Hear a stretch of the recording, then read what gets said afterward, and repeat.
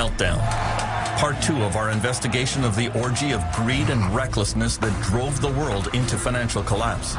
Only now are the hard questions being asked. Only now are the key players being held to account. In this hour, how the financial tsunami swept the world. The renegade executive who nearly destroyed the global financial system. Nobody knew just how big a casino AIG was running. And the Treasury Secretary who bailed out his old friends. The biggest welfare check in history had been paid to Wall Street. Behind closed doors, world leaders are at each other's throats. The reaction of the Europeans was very aggressive, very accusatory. Iceland is stabbed in the back by an old ally. Meltdown, the secret history of the global financial collapse.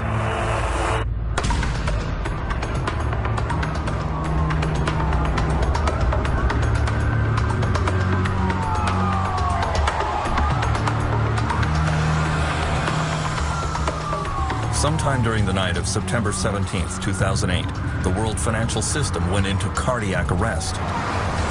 The failure of Lehman Brothers, the largest bankruptcy in U.S. history, had sent financial markets into a tailspin. The New York Stock Exchange had its biggest one-day drop since the 9/11 attack. Markets from London and Paris to Shanghai fell in lockstep. Russia suspended all trading. In an epidemic of fear, the world's major banks stopped lending money and accepting collateral from each other. The next morning, at precisely 10:15 a.m., President George W. Bush stepped out of the Oval Office to try and reassure the public. The American people are concerned about the situation in our financial markets. I've canceled my travel today to stay in Washington and consult with my economic advisors. Bush convened that emergency meeting in the White House Roosevelt Room. According to notes, U.S. Treasury Secretary Hank Paulson told the president that the United States was on the edge of a total financial meltdown. He said, "If we don't act boldly, we could be in a depression deeper than the Great Depression." Paulson had also warned, "This is the financial equivalent of war, and we're going to need wartime powers." There was a moment, I think, in this country where, at least for several days, the de facto President of the United States, actually, was not President Bush, but it was an unelected gentleman from Wall Street named Hank Paulson. Over the last 2 years, Hank Paulson has been summoned before numerous congressional investigations of the meltdown. Everyone realizes that the ruthless former CEO of Goldman Sachs played the leading role, and everyone wants to know why he did what he did. He was supposed to be the main free enterpriser in the Bush administration, but he ended up overseeing the greatest government intervention in the economy since the Great Depression.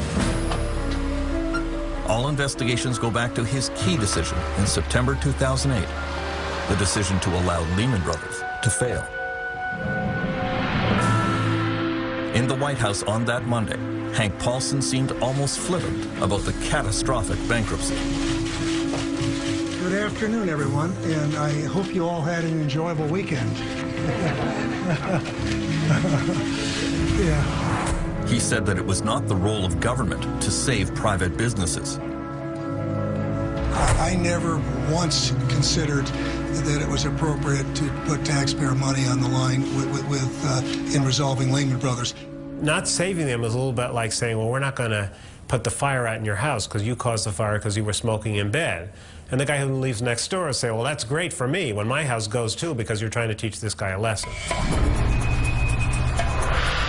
The Lehman failure had repercussions around the world. Millions of people would lose their life savings. Pension plans were decimated. French Finance Minister Christine Lagarde would play a key role in the crisis. Although she was a close friend of Hank Paulson, she publicly called his Lehman decision horrendous. Vous savez, je l'ai dit pratiquement le lendemain matin de la décision. J'ai été à l'époque bien seul et parfois un peu critiqué. Je persiste à penser que c'était une mauvaise décision. Soudain, l'ensemble des établissements bancaires ont compris que personne n'était à l'abri et que toute banque pouvait tomber. À ce moment-là, l'ensemble des banques ont considéré que toutes leurs contreparties étaient en risque, peut-être, et elles ont bloqué tous les circuits de financement. Donc le crédit a cessé de fonctionner à ce moment-là. The immediate impact came in London, where the Lehman Brothers UK office had to instantly shut down operations. A lot of Lehman's trading was done through its subsidiary in London, and every Friday it would send all its cash back to New York. So on the Monday morning in London, there was no cash. The holding company had gone into Chapter 11, and there wasn't a penny to pay the staff. And that was about the worst way you could possibly close a bank. And so you had these pictures of staff just leaving with boxes full of files. The uncertainty on day one was huge and very damaging.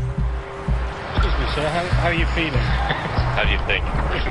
And so all of these investors, not just in Europe and Asia, but in the United States and everywhere, all of a sudden have no access to this cash, no access to any of these assets, and have to start selling down their own assets at fire sale prices.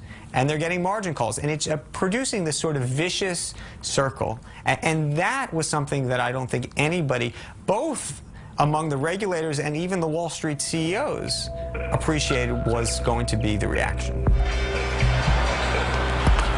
In international financial markets, there was rising panic. It began to look as if many other banks could follow Lehman into the abyss. There was great uncertainty, too, about where this was going to end. It was really gut-wrenching uncertainty, and that is hard to accept. I mean, you deal with it, but you kind of go, where is the bottom here? Many governments blamed the United States.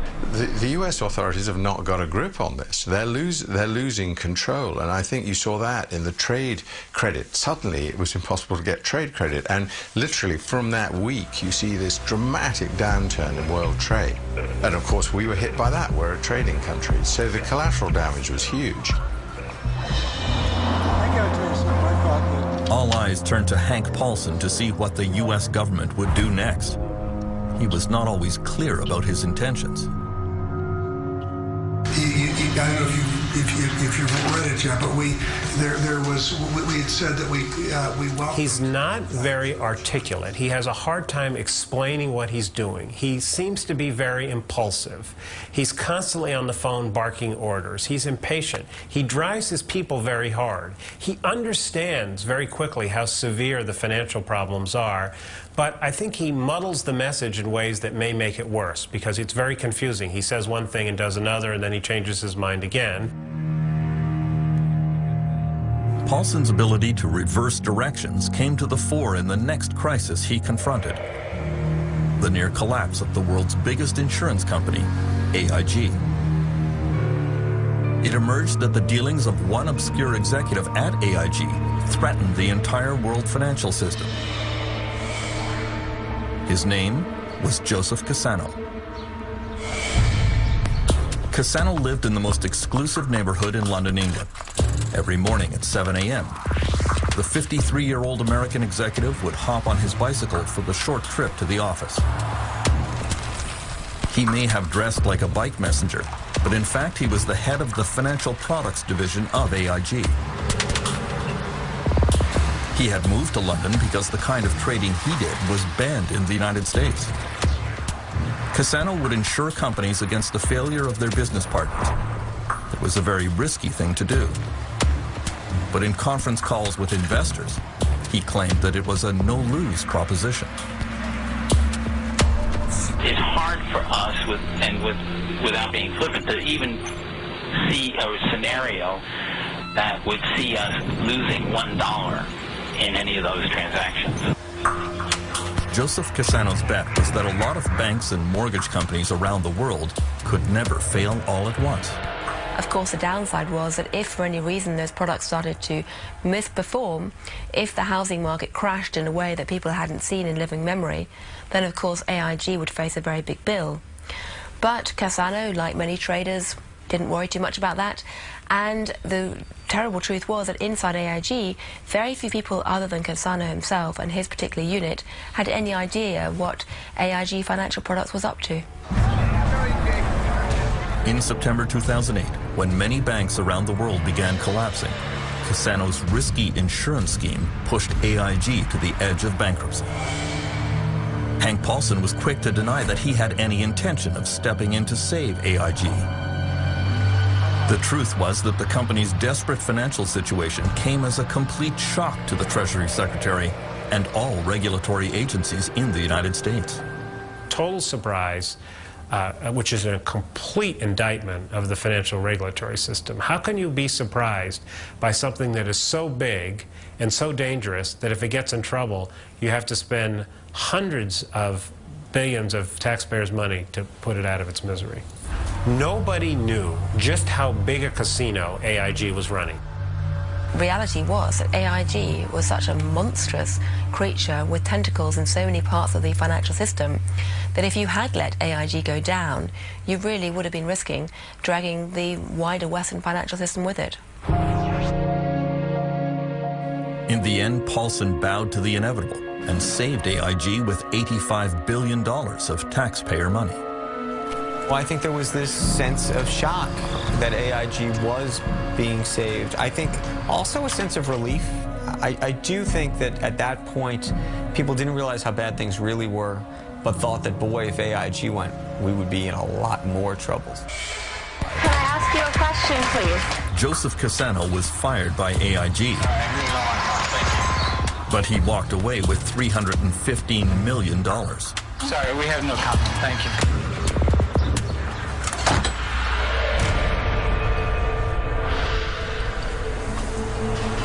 On Thursday, September 18th, U.S. Federal Reserve Chairman Ben Bernanke and Hank Paulson went to ask congressional leaders for more powers and several $100 billion to staunch the bleeding.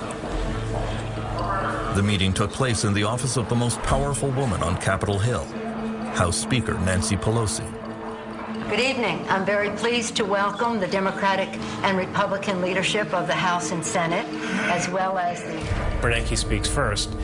And, you know, Fed chairmen are usually kind of careful about predicting doom and gloom, because if they say they're going to be showers, everybody assumes it's going to be a hurricane. And he comes in and says, it's going to be a hurricane. He says that if you don't put some money up, taxpayer money to bail out the financial system, we'll have another Great Depression. And most of the members of Congress there are just completely stunned. Harry Reid, the majority leader, the senator from Nevada, says to him, well, how long do we have? And Bernanke says a couple of days. And Harry Reid says, the Senate of the United States does not flush a toilet in a couple of days. They really thought they were staring at the economic abyss. That's what was in front of them. And, you know, we focus so much on Lehman Brothers and AIG, but it was those next dominoes. It was Morgan Stanley going. It was Goldman Sachs going next. And after that, we were talking about General Electric, an American icon.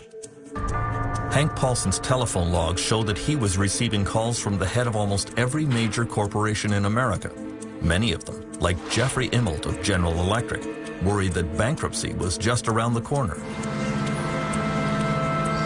Paulson realized that he had to pump government money into the financial system to allow banks to resume lending to consumers and to each other. He came up with a plan called TARP, the Troubled Asset Relief Program. The government would strengthen U.S. banks using taxpayer money to buy their questionable assets. We got to get this up to the hill quicker. We got to keep it simple, very simple. The proposal was not well received. Hank Paulson, who wasn't very good at dealing with Congress at the best of times, turned up with a very thin proposal of a similar kind to recapitalize the banks, but it wasn't well prepared. It was only 10 pages long, whereas most bills in Congress are 700 or 800 pages long. There was no account about how the money would spend, and Congress turned down the plan. They didn't like it. You see, what has been holding up the deal... Ohio Congresswoman Marcy Kaptur voted against the bailout. I saw it as a means for Wall Street to take a very gun-shy Congress a few weeks before election and strike the fear of God into them and get anything you wanted out of them and essentially transfer all of the losses that they knew were happening to the public sector. No, Mr. Paulson, we're not going to do what you're asking us to do. The vote did not turn out as Hank Paulson expected. On this vote, the yeas are 205, the nays are 228. The motion is not adopted. The bailout package was defeated today. Stocks fell off a cliff, the largest single-point drop in history. In the end, well, they were horrified. They thought that they had made the case that we were on the cusp of another Great Depression, and they couldn't believe that Congress wouldn't approve the money. They were stunned. And it made the crisis worse because it made everybody wonder whether our political system had its act together. Hank Paulson said he never felt worse than when his proposal was voted down, and he began to show it. One of the sort of physical reactions he has is he does these sort of dry heaves. It's sort of almost a nervous, emotional, tired, it's his form of sickness, if you will. There's a moment when he goes to the Hill. He's trying to convince these congressional members to pass TARP, and that evening, you know, they bring him a trash can, and they say, "Should we get the, you know, the congressional doctor to come?" And he says, "No, this happens to me a lot." Paulson's international colleagues could see that he was under enormous pressure. Il a été sous des moments de stress exceptionnels, sans aucun doute. J'ai le souvenir précis d'une conversation téléphonique que je souhaitais avoir avec lui sur AIG et où il m'a dit je prends ton appel mais j'ai 15 secondes. Et je veux bien le croire. On était dans des périodes de temps extraordinairement courts pour des enjeux énormes. Ben Bernanke and Hank Paulson warned congressional leaders that if they did not get sweeping new powers and $700 billion, there was a serious chance of another Great Depression. In the end, they got the powers and the money, but the signs of depression started appearing anyway.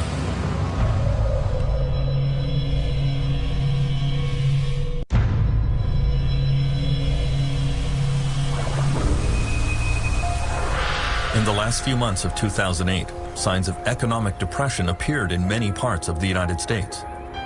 There were over 1 million home foreclosures, the greatest share in California. 2 years later, the foreclosure rate is still increasing. What he doesn't get right now, he can get from... Deputy Mark Haybaker of the Sacramento Sheriff's Department used to enforce only 1 or 2 foreclosures a month. Now he has 20 to 30 a week. The owner here had poor health and no insurance, and so lost everything. Good luck to you folks. All right, take care. Don't move to California, that's all I got to say. Construction worker John Kesnick is helping the family move out on the foreclosure deadline, piling their belongings onto the sidewalk. He too has been out of work for months. There's just no one's buying any houses. What's happening to the California dream? Yeah, okay. It used to be good here. Ain't no more. It was good, guys. Sheriff Haybaker has one of the toughest jobs in the state. He often has to forcibly remove people, and sometimes even has to draw his weapon. He is haunted by the case of one older man who was not going to listen to reason. Hello? Sheriff? And he continually called the bank and made threats to them. The bank made me aware of this. I showed up with another officer. We approached the house and made entry into the house, and when we did, he shot himself, committed suicide. The living room was dark. He was sitting in the living room on a couch. Didn't leave a note for us, didn't leave any explanation at all, and he did pass away the day after that. His family had probably lived there his whole life, and the bank took his house, and he probably felt that he had nowhere else to go. After being foreclosed, many former homeowners have no place to go and fall into despair. Some have to sleep in their cars.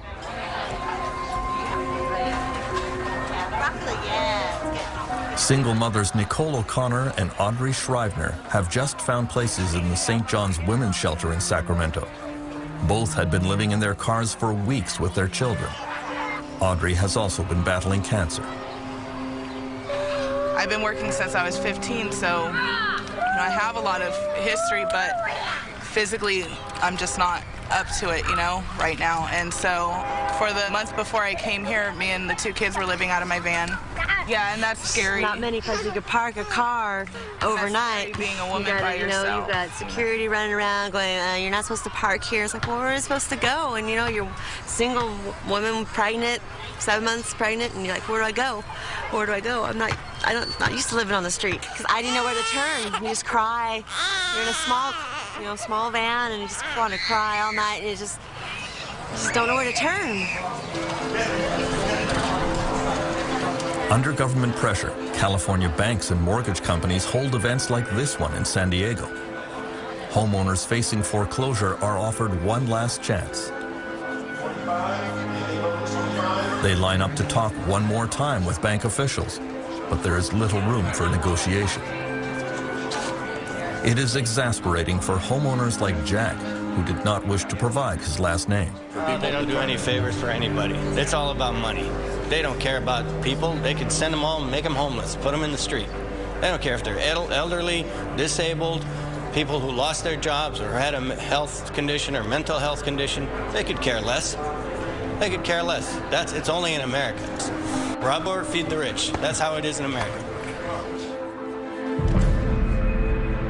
The actions of banks during the financial crisis raised the ire of many U.S. politicians. They don't return your phone call, or they put you through so many hoops that you get so confused that you just give up. And that's the whole idea. Wear you out.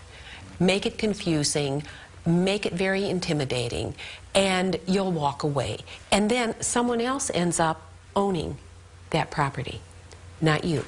So you've lost everything that you've invested in. The gentlelady from Ohio rise. Marcy Kaptur went to the U.S. House of Representatives and told Americans to fight back against foreclosures, even by resisting the sheriffs. What I'm telling people right now is stay in your homes. If the American people, anybody out there is being foreclosed, don't leave. You be squatters in your own homes. Don't you leave.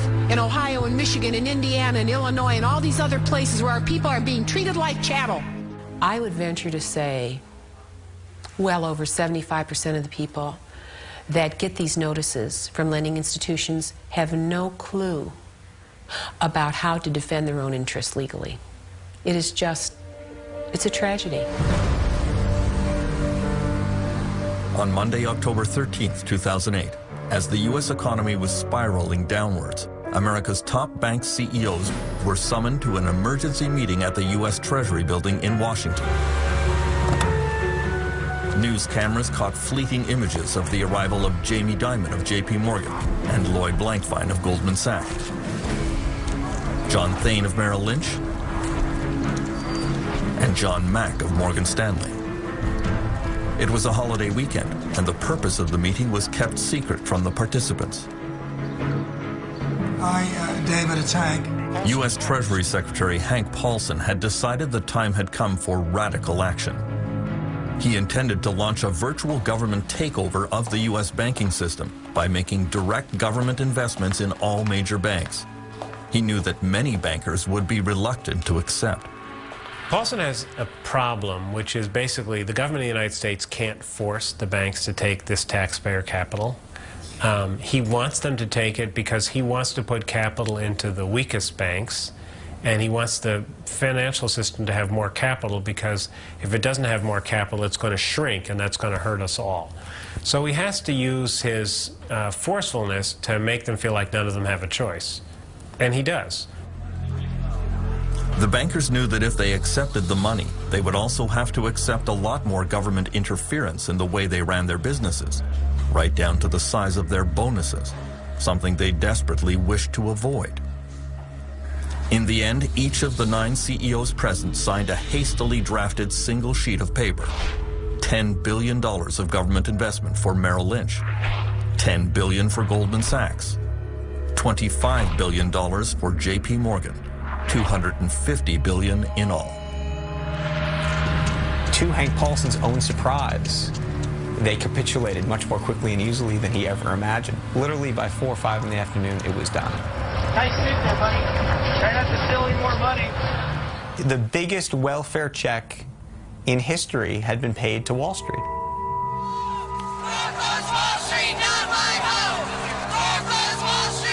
Hank Paulson may have had sound financial reasons for doing what he did, but he had no idea what the public reaction would be.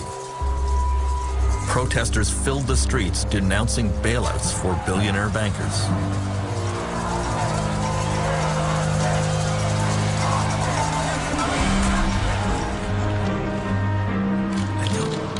Paulson is still under fire for his handling of the financial crisis.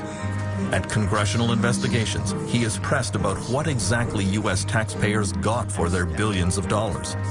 Ohio's Marcy Kaptur is determined to hold him to account. Well, you know, I wish you'd gotten a better deal for the taxpayers. You certainly got a good deal for a lot of your former clients. I think if you look at what the taxpayer is going to make on a number of these companies, it will have been good. But the biggest advantage to the taxpayer is what didn't happen. And that we did not have a collapse. We did not have double the number of foreclosures in Ohio. And oh, they're happening, Mr. Paulson. You ought to come and visit us in Ohio and see the results of your handiwork. Well, I know how terrible it is. I'm just telling you it would have been worse. That's your best argument. That's not good enough. You probably don't agree there was a crisis. I agree it was a crisis of your making for very... The gentlewoman's time has expired. The economic collapse of 2008 quickly spread to Europe, and so did the rage against bankers and politicians.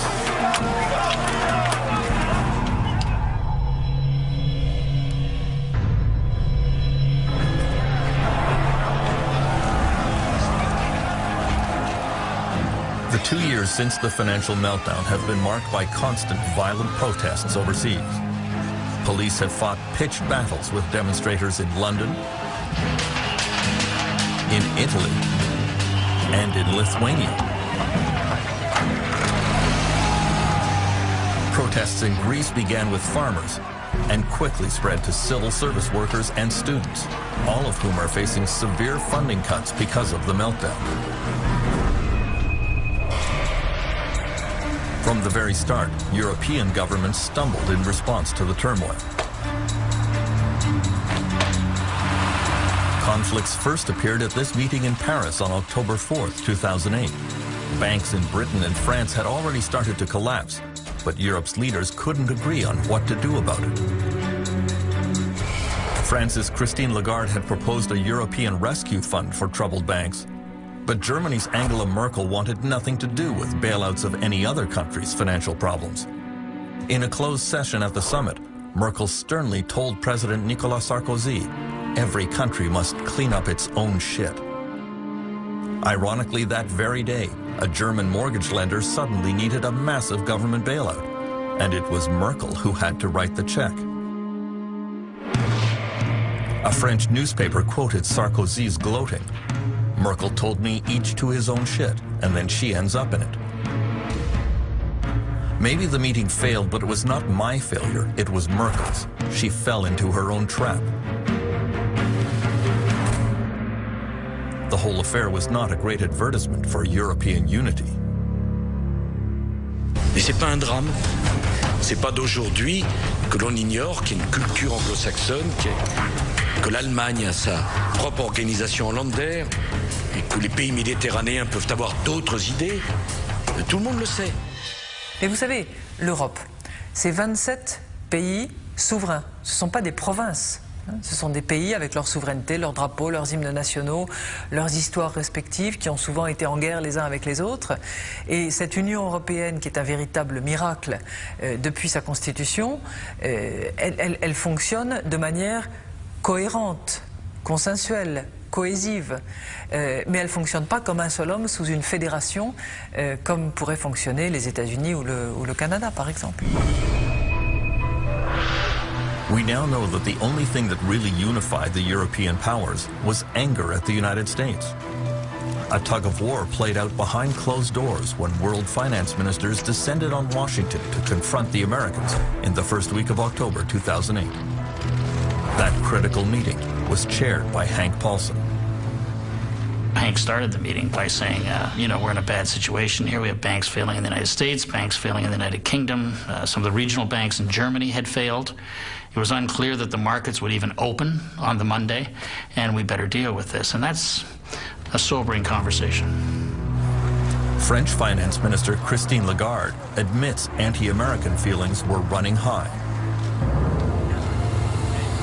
qui est certain, c'est que les dérèglements financiers à partir d'un marché, le marché américain, et qui a son origine dans une bulle immobilière considérable, a déréglé l'ensemble des circuits financiers et a précipité l'ensemble de nos économies dans le monde en situation très difficile. The reaction of the Europeans is, for the most part, is very aggressive, very accusatory of the United States.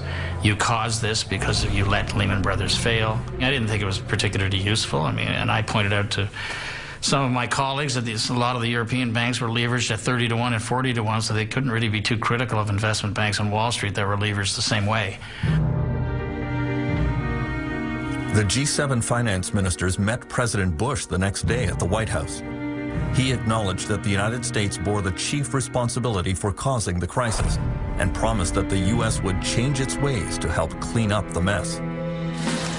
The finance ministers left the White House with a new plan that was agreed to by all G20 finance ministers, the World Bank, and the International Monetary Fund. So by Saturday night, everybody in the financial world that had anything to say in government or in the central banks had endorsed the plan. I think actually that's quite positive news in terms of world government. Former Canadian Prime Minister Paul Martin says world leaders were struggling with how the game of international finance had changed.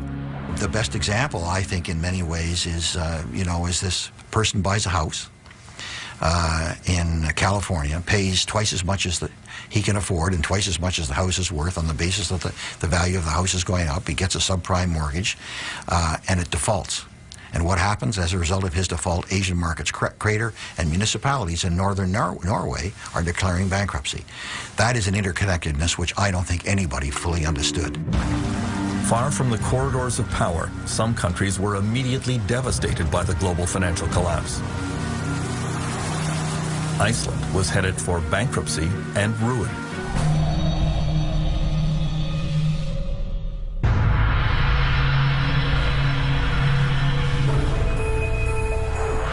During the meltdown, the worst international dispute over money came between Britain and Iceland. Iceland flew higher and crashed harder than almost all other countries.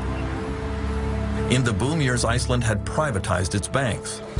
The new owners embarked on a binge of questionable financial practices. Many Icelanders thought they had developed a world-beating new banking model. But the global financial collapse would prove them wrong. Egil Helgason is Iceland's most popular political broadcaster. Suddenly, a small country with no history of banking, no history of stock markets, thought that they knew best. Even it's on record from the Icelandic Chamber of Commerce saying, of course, the Scandinavian countries cannot teach Iceland anything because we are cleverer than them. In the years leading up to the crisis, Icelandic banks opened operations in London and launched major ad campaigns to convince British citizens to deposit their money in high-interest Icelandic accounts. Credit cards, club cards, discount cards, frequent flyer cards, ridiculous. The actor John Cleese became a pitchman for the Kaupthing Bank. So all you Icelanders have got this figured out. Miss iSave, right. iSave was an internet deposit scheme run by Landesbank. Because iSave's an online savings bank, completely dummy-proof. Not quite. In October 2008, Iceland's banks quickly collapsed and had to be taken over by the government. Prime Minister Geir Haarde went on national television to announce that the country was facing bankruptcy and ruin. Svo hætta raunveruleg, góðir landsmenn, að íslenska þjóðarbúið myndi ef allt færi á versta veg, sogast með bönkunum inn í brimrótið og afleiðingin yrði þjóðar gjaldþrot. Guð blessi Ísland. The UK government immediately demanded that Iceland guarantee British deposits in Icelandic bank accounts. Already facing bankruptcy, Iceland refused. British Prime Minister Gordon Brown was furious. What happened in Iceland is completely unacceptable. I've been in touch with the Icelandic Prime Minister. I've said that this is effectively illegal action that they've taken. We are freezing the assets of Icelandic companies in the United Kingdom.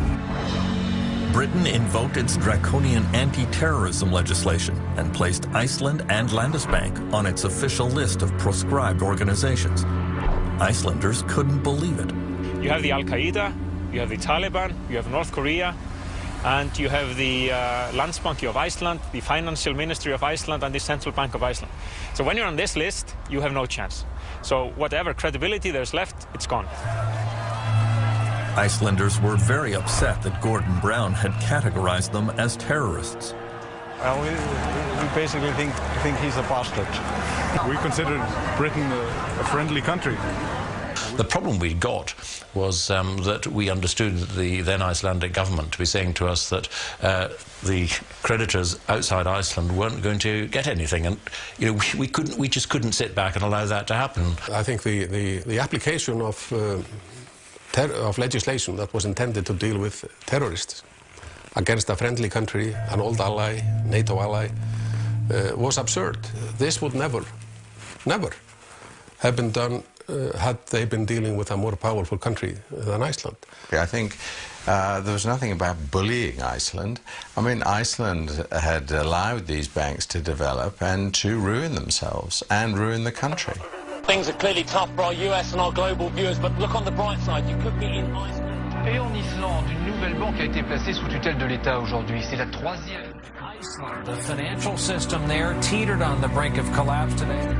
The scale of the crisis, the government's taken out these full-page ads reminding people to remember their loved ones, to think of their children. This is also sort of the end of an illusion that has sort of collapsed, because for a while everybody thought that they would be living in a famously rich society where everybody was moving around money, and we have to sort of reinvent ourselves as a nation.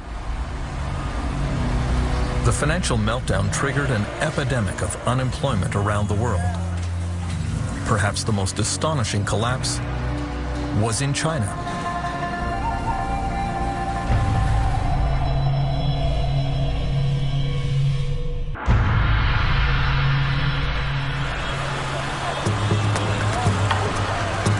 The interconnectedness of the world economy became starkly apparent in late 2008 in China. Shaoxing is China's textile capital and was among the first places to be hit by the full impact of the global financial crisis. The story begins with Tao Shulong, the millionaire owner of this textile plant in Shaoxing. Tao's factory employed 4,000 workers in an industrial compound that covered the size of several football fields.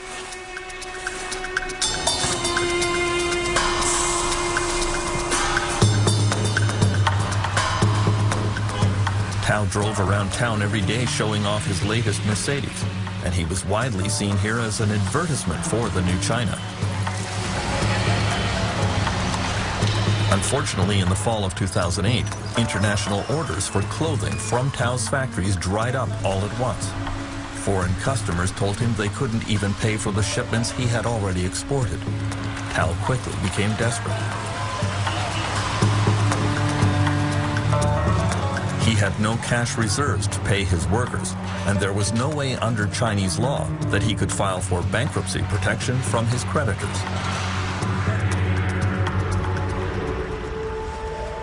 And so late one night in October, Tao sold his Mercedes, burned the financial records of his companies, and disappeared into the night.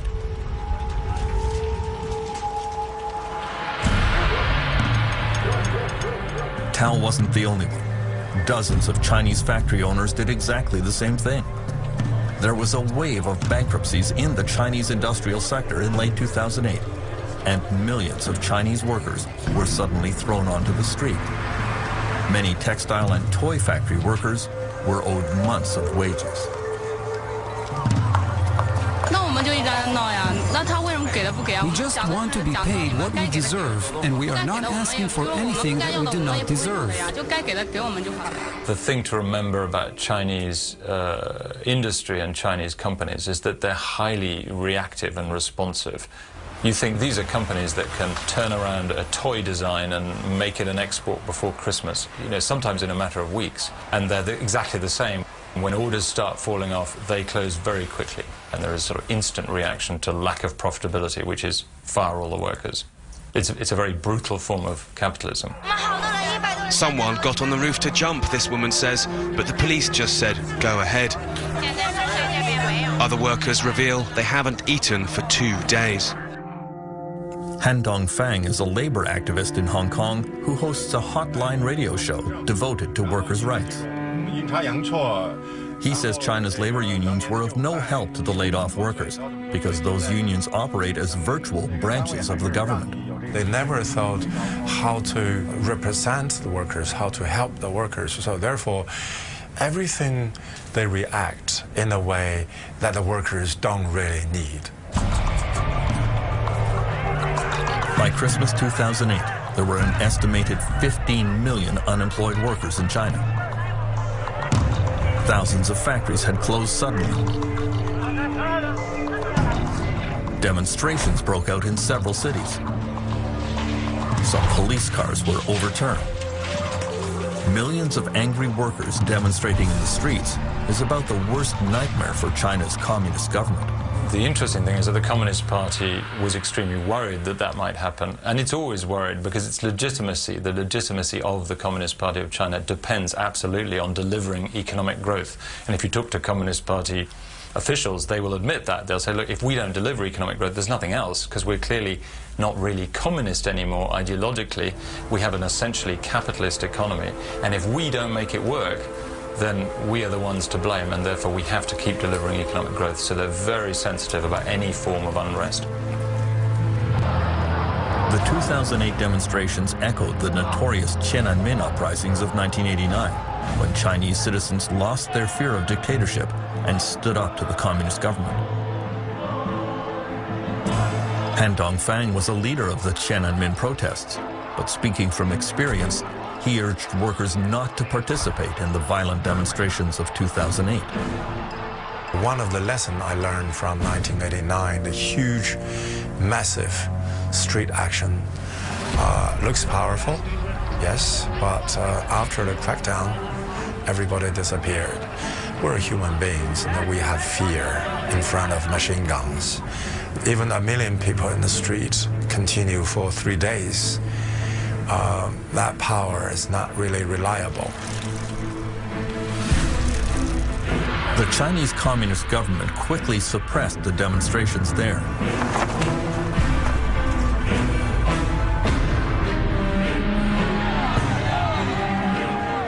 But by the end of 2008, workers around the world joined the global protest against the economic devastation brought on by the financial meltdown. In Iceland, demonstrators pushed for the overthrow of the government. In France, some bosses were kidnapped and held hostage by angry employees. The victims of the crisis were fighting back.